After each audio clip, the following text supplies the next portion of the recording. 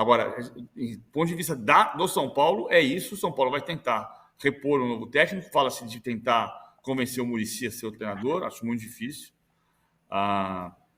E do ponto de vista da Por que é seleção... muito difícil?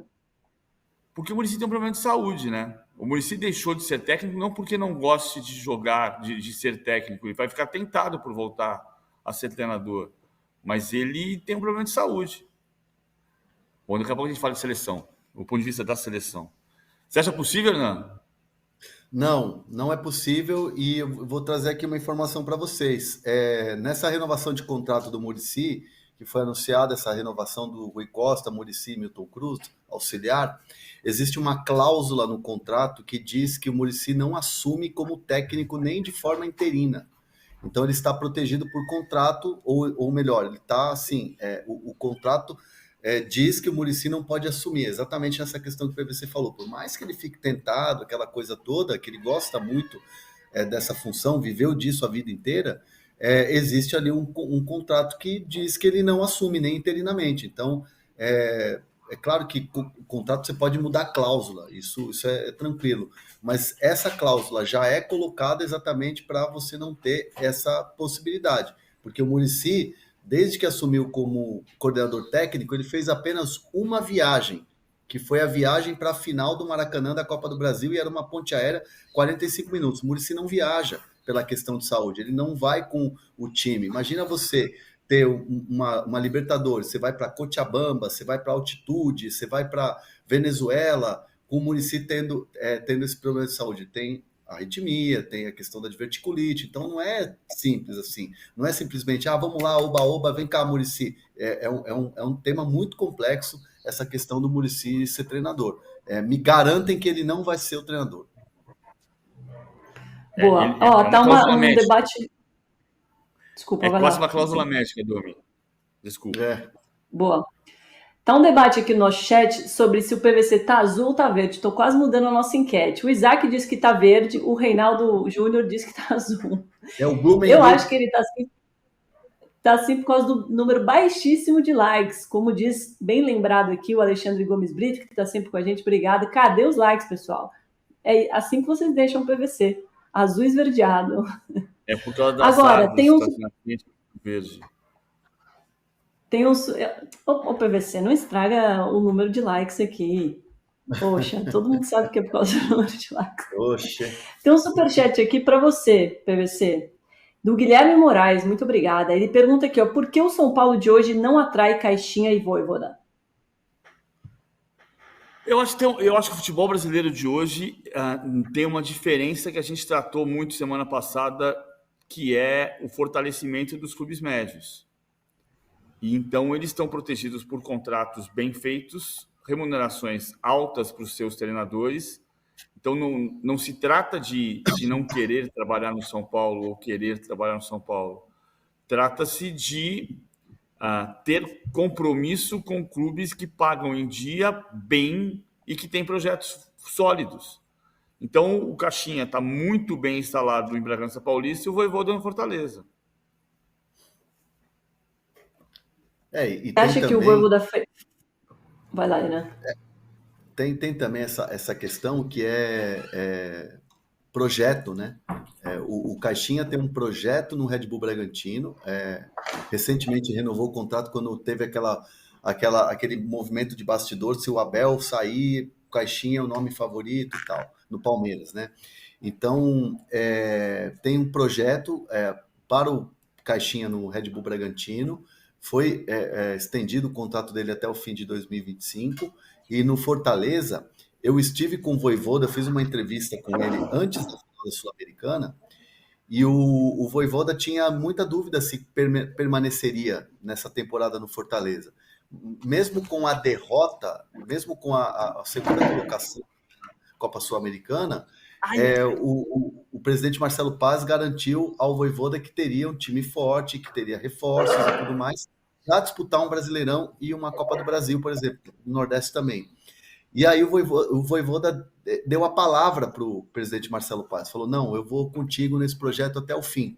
Então, assim, existe também uma questão da palavra, que para o Vojvoda vale muito, e ele deu esse sim, esse sinal positivo para o presidente Marcelo Paz. E esses times têm projeto, esses times têm estabilidade, esses times têm paga bem, paga em dia. Ou seja, não faz muito sentido se ele está abraçado, se ele está fechado com esse projeto, sair assim do nada, mesmo que seja um São Paulo. Agora, PVC, independente do que ele tinha já acordado e tal, da palavra dele, você acha que tá certo hoje um técnico escolher o projeto do Fortaleza, dar prioridade a um projeto como o do Fortaleza, ao invés de um como o do São Paulo? Eu acho, Domi, que a questão é você ter. Você pode cobrar a mesma coisa do Dorival Júnior de outro lado. Você está apalavrado. Você fez todo o planejamento. Então, é claro que você tem circunstâncias diferentes no futebol, mas o cara não pode ser cobrado por manter o que combinou. Combinado não sai caro. Então o Dorival Júnior deveria permanecer no São Paulo? Sim, em tese sim. Eu entendo que ele tenha um sonho, que o CBF é tentador pensar em ganhar a Copa do Mundo, e ele tem todo o direito de acertar a saída, pagar a multa, é parte do contrato e ir. Ok? Não estou discutindo se o Dorival ir ou não ir. Eu estou pensando só o seguinte: quando o Vojvoda decide manter o que combinou com o Fortaleza, ele está certo. O combinado não sai caro. E esse é um ponto para a gente ponderar das razões pelas quais a situação dos grandes clubes, gigantescos clubes brasileiros, está ficando mais difícil. Você tem clubes que eram vistos como clubes médios, como Fortaleza e o Bragantino, que hoje tem projetos muito sólidos. É o que o Hernan disse. Eu tenho um projeto, acredito nisso daqui. O cara me dá retaguarda. Fiquei na lanterna do Campeonato Brasileiro um turno inteiro. Ninguém ameaçou me demitir. Consegui levar o time da lanterna à vice-campeonato da Sul-Americana. Perdemos a final. Mesmo assim, continuo com o respaldo. Por que eu vou sair daqui? Porque se ninguém faltou com a palavra comigo, por que eu vou faltar com a palavra com eles? Agora, você acha que o Dorival ficando no São Paulo correria esse risco de daqui a 3 meses o São Paulo não ir muito bem no Campeonato Paulista e aí ele ficaria na corda bamba? Eu acho que correria levando em conta o histórico. A minha impressão era, quando a gente chegou em setembro, depois que o São Paulo eliminou o Palmeiras nas quartas de final em julho, eu disse aqui algumas vezes que me parecia, eu achava que o São Paulo ia ganhar a Copa do Brasil. Era puro palpite e ganhou a Copa do Brasil. Eu acho que o São Paulo tinha um trabalho para brigar pela Libertadores, com a estrutura que estava montada. Então, não acho que o São Paulo fosse demitir o Dorival Júnior. Ele não saiu por causa disso. Ele saiu porque ele sempre quis dirigir a seleção brasileira e tem a possibilidade de comandar a seleção brasileira na Copa do Mundo, realizar seu sonho, desde que o Edinaldo Rodrigues não seja deposto daqui a 3 meses. Senão muda tudo de novo. Então ele apostou nisso, ele quis apostar nisso. Não acho que ele seria demitido. Mas o histórico do São Paulo, o São Paulo mudou de técnico em 2023, mudou de técnico em 2021, mudou de técnico em 2020, mudou de técnico em 2019. Então o histórico do São Paulo, na gestão Leco e um pouco na gestão Júlio Casares, tirando o Rogério Ceni em 2022, era mudar técnico. O Cláudio Vasconcelos diz aqui, ó, a CBF é uma bagunça, o Dorival está fazendo uma aposta arriscada. A gente falou bastante sobre isso quando surgiu, né, esse assunto Dorival na seleção. Eu confesso, Hernan, que eu também estava achando o Dorival muito louco de aceitar essa proposta, sem saber, como o PVC disse, se o presidente, no momento da CBF, vai continuar, não vai continuar. O que você acha? Você acha que aos 61 anos ele acertou em dar essa chance para o sonho dele de dirigir a seleção? Eu acho que sim, acho que ele acerta e era um desejo dele já antigo, né? Na apresentação, ontem eu estava vendo uma tuitada bem interessante do nosso companheiro aqui do All Weather Traskini. Ele trouxe um trecho de uma pergunta que ele fez na apresentação do Dorival sobre seleção brasileira. Se pintasse um convite para a seleção, o que ele faria? E a resposta foi bem completa do Dorival, e ele deixa muito claro que se pintasse um convite, ele iria atrás do sonho dele. Porque já havia essa especulação de Dorival na seleção brasileira desde que ele saiu do Flamengo, né? Depois de ser campeão da Libertadores e campeão da Copa do Brasil. Então, assim, já era o desejo dele, ele já vivia essa expectativa, já tinha criado essa expectativa, assim, fez o que ele tinha que fazer como profissional, como a grande maioria faz, que é pegar e assumir o cargo de técnico da seleção. A questão toda é que o Dorival, nos últimos dias, amarrou direitinho e ele tem garantias de que ele vai poder exercer o trabalho dele. Então, assim, discute-se hoje o Dorival com a sua comissão técnica, o Lucas Silvestre vai fazer essa transição até que São Paulo tenha um novo treinador, ele vai continuar esse trabalho, vai ficar dando treino no São Paulo, mas ele já tem a comissão técnica dele que ele vai levar. Alguns nomes estão sendo discutidos com o Dorival, inclusive, para quem vai ser, por exemplo, o diretor de futebol, né? Quem vai trabalhar na gestão diretamente, quem vai ser o coordenador de seleções ali. Discute-se se vai ser um ex-jogador ou se vai ser um profissional do mercado. Existe essa possibilidade, né? O nome do Rodrigo Caetano, por exemplo, é um nome que sempre está ali nos bastidores da CBF. O Dorival se deu muito bem, por exemplo, trabalhando com o Rui Costa no São Paulo. Rui Costa que acabou de renovar seu contrato por 3 anos. Então, assim, eles estão discutindo como é que vai ser composta essa seleção brasileira, comissão técnica e direção.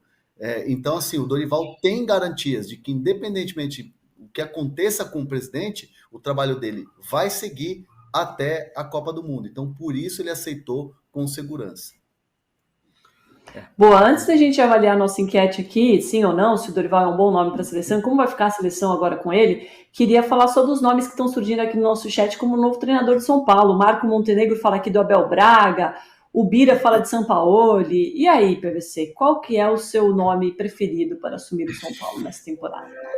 É muito difícil.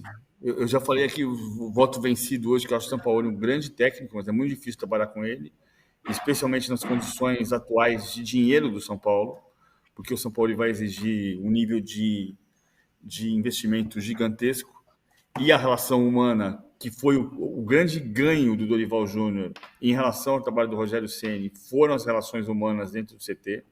Não por outro motivo, o Dorival chegou a ser chamado no centro de treinamento da Barra Funda de o Ancelotti brasileiro, pela capacidade de gestão de pessoas, e o São Paulo não tem isso. Ficou claro, pelo menos no último trabalho dele no Flamengo, que ele não tem essa capacidade de gestão de gente. Não tem um grande nome no mercado, vai ter que inventar um nome. Podia ser Thiago Carpini, que fez um grande trabalho na Juventude, mas ele que não conseguiu, não aceitou o Santos e que não foi a opção primeira do Cruzeiro, não foi a opção aprovada no Cruzeiro. Acho que é cedo para o Carpini no São Paulo. É muito difícil tomar essa decisão, muito difícil. O Vojvoda não vai sair, o Pedro Caixinha não vai sair. Não está muito fácil essa situação, não.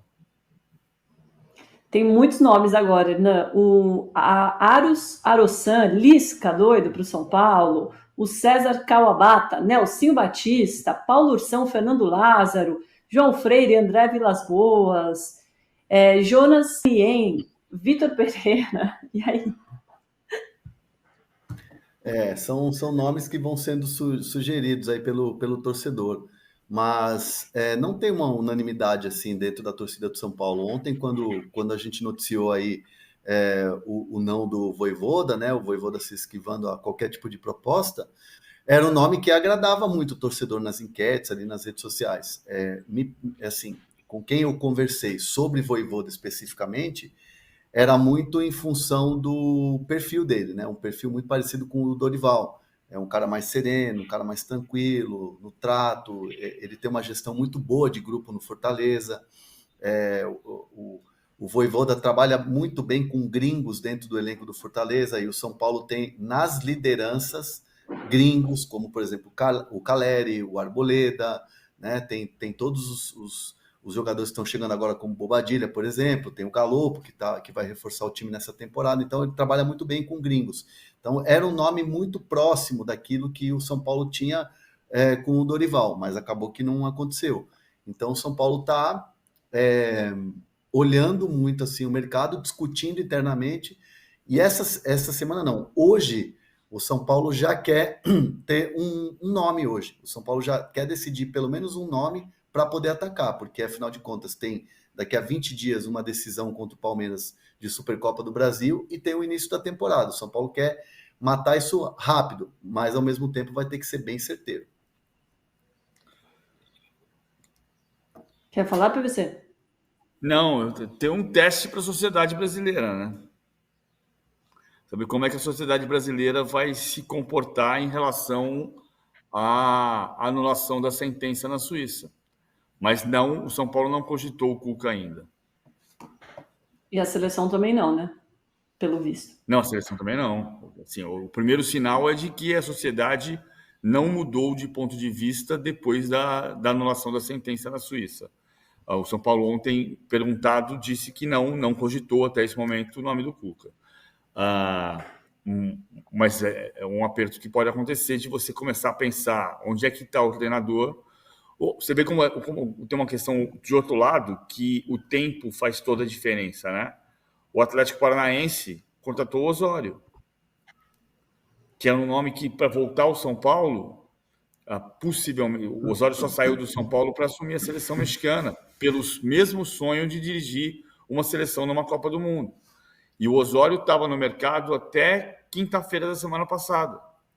Se o ataque da CBF ao Dorival Júnior fosse na segunda, na quarta o Osório era uma opção. Então, veja como o tempo faz toda a diferença nesse caso. O Cleiton Francisco diz aqui, o Dorival é uma ótima, sempre fez bons trabalhos. Um abraço ao Hernão e ao PVC, que são um dos melhores jornalistas do país. Concordo, hein? Merece seu like. Vocês acham que que o Diniz era para ser demitido do jeito que foi, Hernão? Era assim mesmo? Depois de 4 jogos sem vencer, empate com a Venezuela, derrotas para o Uruguai, Colômbia e Argentina? O Edinaldo Rodrigues pega a mão no telefone para desligar o Diniz e primeiro liga para o Mário Bittencourt. Aí para mim já é o erro número 1, que é o presidente do Fluminense. Aí depois ele pega o telefone e liga para o Diniz e dá o seguinte argumento. Eu já tinha, Edinaldo disse ao Diniz, eu já tinha um combinado com o presidente Mário Bittencourt do Fluminense que você não seria o técnico efetivado. Não teria a possibilidade de te efetivar. E o Diniz retruca, diz o que mudou de um mês para cá, sendo que você tinha me dado respaldo e disse que os resultados ruins dos últimos jogos não afetariam o trabalho. E aí a resposta do Edinaldo foi: eu estou pressionado, preciso de um treinador para o ciclo de Copa do Mundo. Como eu não posso contar com você, estou te desligando e vou contratar um treinador efetivo. Então, o argumento do Edinaldo para o Diniz, que não gostou de sair da seleção brasileira, foi exatamente esse. Eu preciso de um treinador que seja para o ciclo Copa, que não era possível com o Diniz, pelo acordo que ele tinha com o presidente Fluminense. Eu acho, Ana, que a ligação para o Mário Bittencourt é o terceiro erro.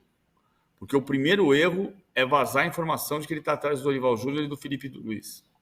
O segundo erro é telefonar para o Júlio Casares para dizer que estava querendo contratar o Dorival Júnior. Tudo aí a notícia vaza. E o Fernando Diniz sabia dessa hipótese pela imprensa. O meu plágio de Mário de Andrade. Respeitar verbo intransitivo. A gente está colocando muitas condições no respeito, né? Respeitar é respeitar. Simples assim. Você contratou alguém, a primeira pessoa que você tem que falar antes de sair é a pessoa que você acertou o contrato. Se ele decidiu... É que a pressa do Edinaldo era a pressa do bote salva-vidas. Então, a primeira preocupação dele... Veja, o Edinaldo foi reconduzido por uma medida liminar assinada pelo Gilmar Mendes na quinta-feira à tarde. Já falamos sobre isso. O Gilmar Mendes não tinha possibilidade e isenção para assinar a medida liminar e devolver o Edinaldo à presidência.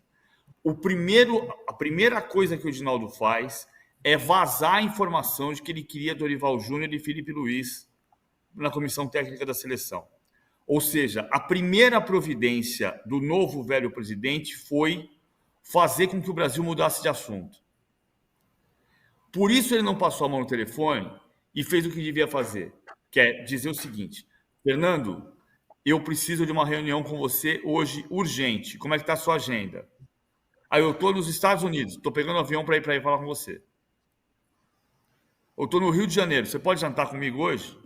Vem à minha casa ou vem à CBF. Ele tinha que fazer uma reunião pessoal para comunicar por que ele estava demitindo. Ele tinha um contrato com o treinador que o socorreu no outro momento até julho. E ele, em vez de comunicar o homem que estava sob contrato com ele, a primeira coisa que ele fez foi vazar uma informação para fazer o Brasil mudar de assunto. E foi isso que aconteceu. Nós estamos falando aqui do Dorival Júnior, novo técnico da seleção, e não estamos falando aqui que o Edinaldo Rodrigues tinha sido deposto da CBF e que só está na CBF por uma medida liminar, portanto provisória. Cara, mas zero surpresa, né, PVC? Assim, acho que ninguém esperava nada melhor do que isso vindo dessa gestão da CBF, das últimas gestões, pelo menos. Eu acho que o difícil é você achar na CBF alguma coisa que você fale, nossa, olha, isso foi bem feito, esse trabalho foi bom. Eu não lembro, você lembra de algum erro, né, que a gente fala, nossa, olha como conduziu bem essa situação. Mas o problema, Não. Domi, é que a gente está se conformando com o desrespeito. Assim, eu me lembro é aquela questão toda, né? A gente fala assim, é o sonho de dirigir uma seleção brasileira. Qual é o treinador que diria não para uma seleção brasileira? É muito difícil e quem faz de maneira desrespeitosa, quem faz lambança, como foi feita dessa maneira, essa condução do Edinaldo Rodrigues, essa lambança que ele fez, conta muito com o quê? Com o desejo da pessoa. Então, assim, eu fico muito admirado se a gente tivesse nos treinadores um Muricy. O Muricy teve peito de chegar e falar assim, não, eu sou técnico do Fluminense e vou continuar o meu trabalho aqui. É muito raro você ver isso. Da minha geração de cobertura aqui, de 20 anos de jornalismo, só tem o exemplo do Muricy. Parece que aconteceram outros exemplos, mas bem mais atrás. Então, assim, é muito raro, muito difícil você ver, imaginar o Dorival falar assim, olha, do jeito que está sendo conduzido, eu não quero. É o sonho do profissional. Então, esses caras que fazem lambança contam muito com isso, que é o sonho da pessoa, dificilmente ia dizer não. Agora, no Brasil, né? Assim, eu não vejo esse dificilmente dizer não para qualquer técnico estrangeiro trabalhar na seleção brasileira. PVC, sua memória que é excelente pode nos ajudar. Você lembra de um momento que a seleção brasileira teve tanto desprestígio? Não, teve no meio dos anos 80, depois da Copa de 86, que o Cilinho recusou a seleção por um motivo muito parecido. A gestão Otávio Pinto Guimarães e Nabi Abichedi, ela era uma gestão absolutamente bagunçada e sem confiança de que o trabalho fosse levar até a Copa de 90, como não levou. O Cilinho recusou, assumiu o Carlos Alberto Silva, o Carlos Alberto Silva foi até 89, o Ricardo Teixeira assumiu e mudou pelo Lazzaroni. Então, a partir dali, houve até com todos os problemas da gestão Ricardo Teixeira ligados à corrupção, não dá para dizer que a CBF não fosse... A CBF, como empresarialmente, não funcionava perfeitamente, ela era um feudo. Ela era um feudo que funcionava como um feudo, ou seja, funcionava à sua maneira.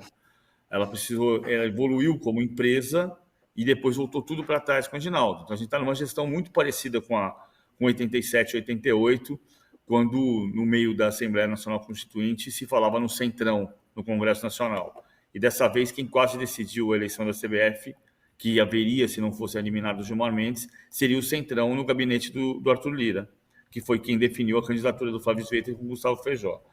Na Europa, é um pouco diferente essa relação das seleções, porque há muitas décadas, os principais técnicos europeus não sonham dirigir as seleções.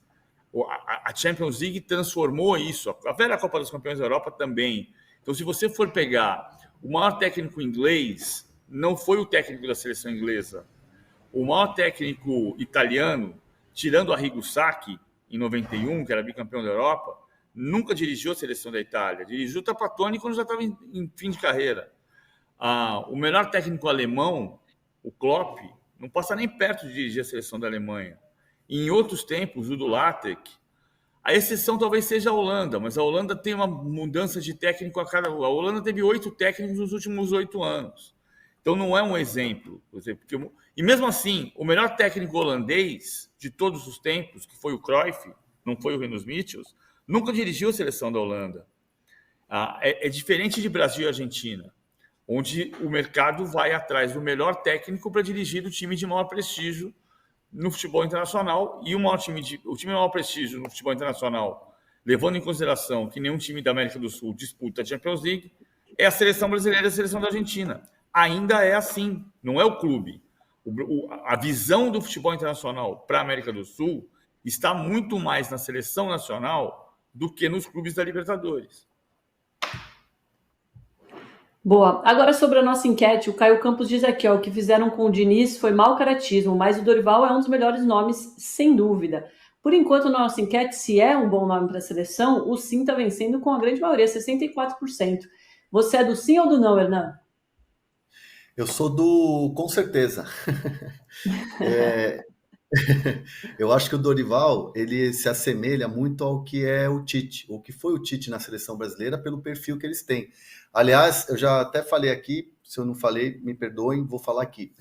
Uma fonte da CBF me disse que o Dorival, eles sempre gostaram do trabalho do Dorival dentro de campo, evidentemente, é um trabalho extremamente vencedor, mas também pelo fato dele ser um gestor de grupos e ele ser aquele profissional que é muito tranquilo, é muito sereno, tem decisões, não é aquele cara espalhafatoso, aquele cara que é mídia, aquele cara super midiático, que chama a atenção, que rouba a cena, ele é super discreto. O Dorival é um cara que a vida inteira foi assim. Então, a CBF sempre olhou para o Dorival como algo assim, a continuação de um trabalho e um perfil parecido com o que era o Tite na seleção. Então, para mim, é uma aposta mais do que bem feita. Acho que não existia outro nome, né, dos técnicos brasileiros, vamos falar de técnicos brasileiros, melhor do que o Dorival no momento. Se bem que eu sempre disse aqui que eu gostaria de ver Abel Ferreira na seleção, mas acho que é um nome excelente. Mas o Abel não iria, né, Hernan? Eu acho que assim, ó, diferente do que foi o Dorival Júnior, que chegou-se até a noticiar que o São Paulo estava de olho nessa bagunça da CBF como algo que poderia garantir o Dorival Júnior. O que me dizem nas apurações, eu falei com pessoas da alta cúpula, eles me disseram que nunca o São Paulo pensou nessa coisa da bagunça e tal. O Júlio Casares tentou, sim, nos bastidores mudar isso, mas foi uma força-tarefa do Júlio Casares de bastidor, né? Papo de bastidor, força política, aquela coisa toda. Agora, sim, imaginar que a bagunça da CBF fosse ser uma dificuldade para o Dorival, isso me garantiram que dentro do São Paulo nunca se comentou, nunca se imaginou. Diferente seria com Abel Ferreira, que aí sim ele seria um questionador, né, sobre a bagunça, sobre o que queria garantias e tudo mais. Então, acho que seria um caminho um pouco mais difícil, seria uma negociação um pouco mais tensa. E eu diria que num primeiro momento, acho que o Abel iria fechar a porta. Eu acho que a gente perdeu uma oportunidade. Eu gostaria muito de ver o Abel também em PVC. Diga lá. Eu acho que, no fundo, a contratação do Dorival Júnior, que é um bom treinador, que pode fazer um bom trabalho na seleção, mas ela revela a incapacidade do Brasil e a falta de crença do Brasil de que é preciso ter um técnico internacional. Ok, que nesse momento não seria possível trazer um técnico do exterior, da Europa, porque estão praticamente todos, comprometidos com seus trabalhos. Zidane não está. Zidane era uma possibilidade. Lá no começo da discussão do Ancelotti, o nome do Zidane apareceu. Zidane poderia ser uma possibilidade. É o técnico ideal? O Edinaldo nunca considerou isso. Mas, no fundo, ele retrata a escolha do Dorival, apesar ela é motivada pela pressa, e a pressa torna difícil trazer um técnico da Europa nesse momento, tirando os desempregados como Zidane, e motivada também pelo fato de que ninguém teve muita convicção de que era um técnico estrangeiro que seria bem recebido aqui e que faria um trabalho suficiente. A gente perde uma oportunidade de fazer esse teste, de entender como é que seria a adaptação. e de compreender quanto um técnico estrangeiro faria bem para o ambiente do futebol brasileiro, como o Abel Ferreira tem feito. Um técnico. Agora, o que está acontecendo na CBF torna muito difícil acreditar no sucesso de qualquer treinador, qualquer um torna. Ou o Edinaldo Rodrigues recomeça a sua gestão com outro estilo, com outro tipo de governança, ou não vai acontecer nada na seleção brasileira, nem se trouxer o Guardiola, porque a CBF está muito, muito, muito bagunçada. E o Edinaldo, a prova dos fiascos que ele cometeu está no fato de que quando teria uma eleição com ele deposto, e a eleição estava proposta para mais ou menos 20 de janeiro, ele não conseguiu viabilizar a candidatura dele. Por que a eleição aconteceria entre Flávio Sveiter e Reinaldo Carneiro Bastos? Porque o Edinaldo não teve capacidade de aglutinar 8 federações e 5 clubes que viabilizassem a candidatura dele. O Edinaldo governou num nível de isolamento que ele não tinha condição política de se candidatar para o cargo que era dele.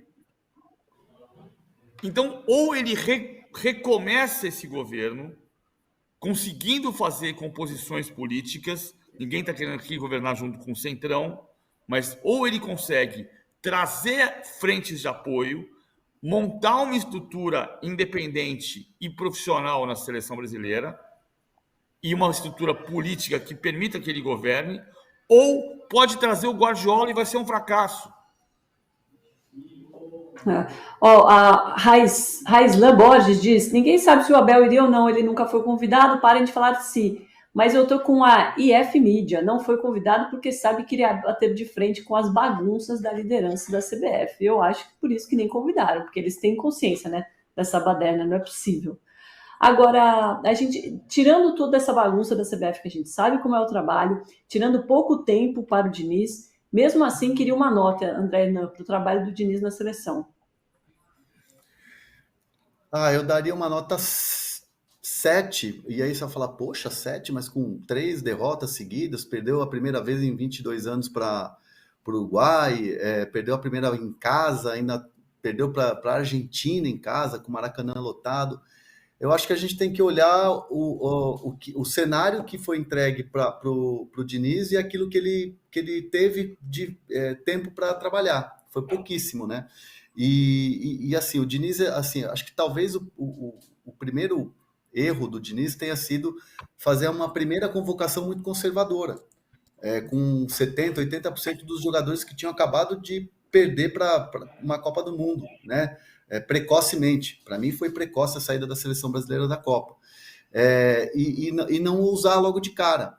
Então, assim, perdeu tempo com essa base, depois teve derrotas, e aí teve que mudar o tipo de convocação, trazendo jogadores mais jovens e tal, e aí você não tem tempo. Então ele ficou refém desse pouquíssimo tempo e dos resultados. Então acho que o trabalho do Diniz, trabalho por si só, de renovar, de trazer jogadores novos e tudo mais, acho que foi bom. O trabalho dele no dia a dia de treinamento era um trabalho que era muito elogiado pelos jogadores da seleção. E não só os jogadores jovens da seleção, os jogadores cascudos também, super vencedores, elogiaram muito o trabalho do Diniz e sentiram muito a saída dele, sem dúvida nenhuma. Então, pelo pouco tempo, pela bagunça que foi, pela maneira que ele foi convidado e retirado, eu dou para ele uma nota 7.